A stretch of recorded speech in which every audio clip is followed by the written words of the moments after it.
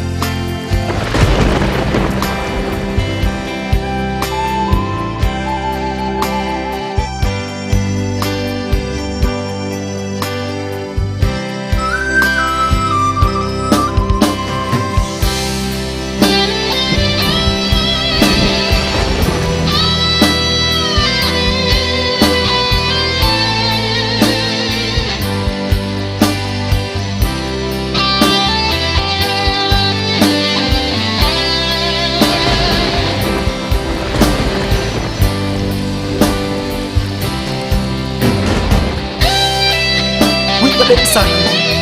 តនកម្មលោកកៃផ្ដំទាប្រឡាយជីវិតខ្ញុំទៅនាងបានផ្ដល់ក្តីស្រឡាញ់ចិត្តបេះដូងស្មោះបរិសុទ្ធបែរជារូបខ្ញុំទេឲ្យអ្នកផ្សេងទៅវិញព្រោះតែចង់ឲ្យនាង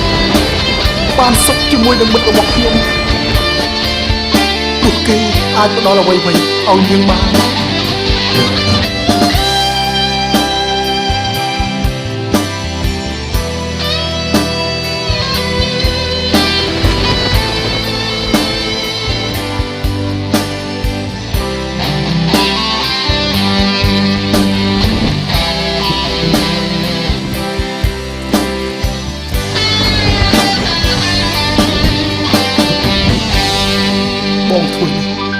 ដើម្បីឲ្យអូនបានសុខនឹង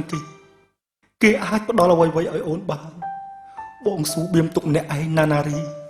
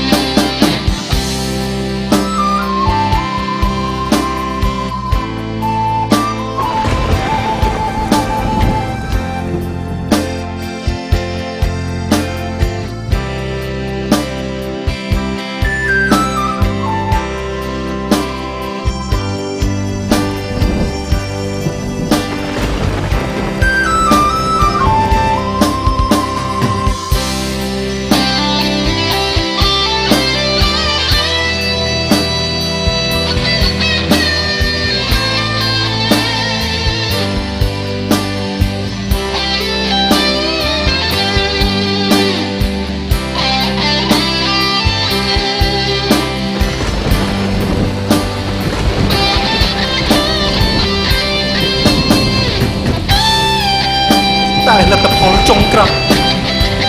ប្រែคล้ายទៅជាយ៉ាងនេះអូមិត្ត